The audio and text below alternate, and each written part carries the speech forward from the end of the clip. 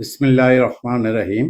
পবিত্র ঈদুল ফিতর উপলক্ষে আমি জানাই সবাইকে আন্তরিক অভিনন্দন ও শুভেচ্ছা। এবং আমাদের প্রাণপ্রিয় নেতা অ্যাডভোকেট সালাম আজাদ, আমাদের মুন্সিগঞ্জ ২ আসনের সংসদ সদস্য, উনি অত্যন্ত ভালো লোক। এবং গতকাল উনি যে প্রোগ্রামটা করেছেন, সামাই এবং পিঠা আয়োজন করেছেন এবং সবাইকে নিজ হাতে খাওয়াইছেন, তাতে আমি অনেক আনন্দিত এবং খুশি হয়েছি।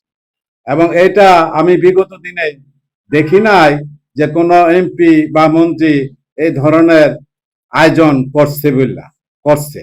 কিন্তু এবার এই সর্বপ্রথম দেখলাম আমাদের প্রাণপ্রিয় নেতা, যা বাংলাদেশ জাতীয়তাবাদী দলের যুগ্ম মহাসচিব এবং মুন্সিগঞ্জ ২ আসনের মাননীয় সংসদ সদস্য অ্যাডভোকেট সালাম আজাদ, উনি যে ঈদ উপলক্ষে যে আয়োজনটা করছেন, এর জন্য তাকেও আমি আমার প্রাণ ঢালা অভিনন্দন ও শুভেচ্ছা।